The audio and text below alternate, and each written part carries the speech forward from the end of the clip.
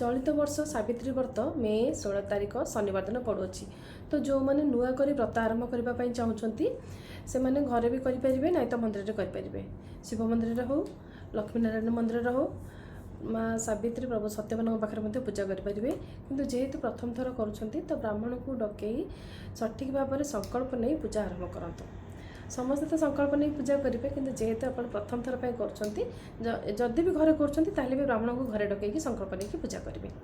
एवं यही व्रत को 3 दिन धरे पालन कराए। शनिवार दिन जेहेतु पड़ुछि सावित्री व्रत तो शुक्रवार दिन आपड़ एक बार करेंगे, सात्विक भोजन ग्रहण करेंगे, गोटे वक्त आप अरुआ अन्न खाइबे एवं सकाळ हो कि राति को आप चलिका जाकि शरबत पी पारे। द्वितीय दिन सावित्री व्रत जो भाव में पालन करने कथा करेंगे एवं रविवार दिन तृतीय दिन आप सकाळु पारणा दे व्रत समापन करेंगे। से दिन आप सात्विक भोजन ग्रहण करेंगे, ना तो सकाळ टाइम जो समय आप पारणा देवे पारणा किसी छंचा ब्राह्मण को देपारे, ना तो किसी फल गोटा फल आप पशु को खाइबा देपारे, जमीक गोमाता को देपारे। तो ये आप पारणा शेष कर किसी सात्विक भोजन ग्रहण करेंगे। किंतु जो मैंने गर्भवती महिला से मैंने यही व्रत तो करेंगे निश्चिंत भाव में, किंतु चेष्टा करेंगे यथाशीघ्र पूजा सारी फलमूल पणा सागु सबकि खाईपारे, ता सहित किसी पाक द्रव्य ग्रहण करेंगे। कहीं जेहेतु आप एकुटिया नहांती आप गर्भर शिशुटे बढ़ुची तो तापाई किसी नीति नियम कठिन भाव में मानिबा बारण नुहे। तेणुक आप निहत रूपे पाक द्रव्य किसी खाईपारे, सात्विक भोजन ग्रहण करेंगे।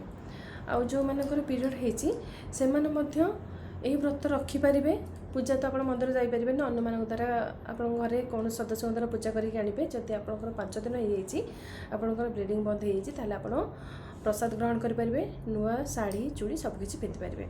एवं जो मानकर छूतक मूर्तक होती व्रत तो केवल रखिपारे, किंतु कौन पूजा करेंगे कि पूजा जिन पिंधिपारे। एवं यही सावित्री व्रत दिन आप नाली व्रत पिंधिपारे।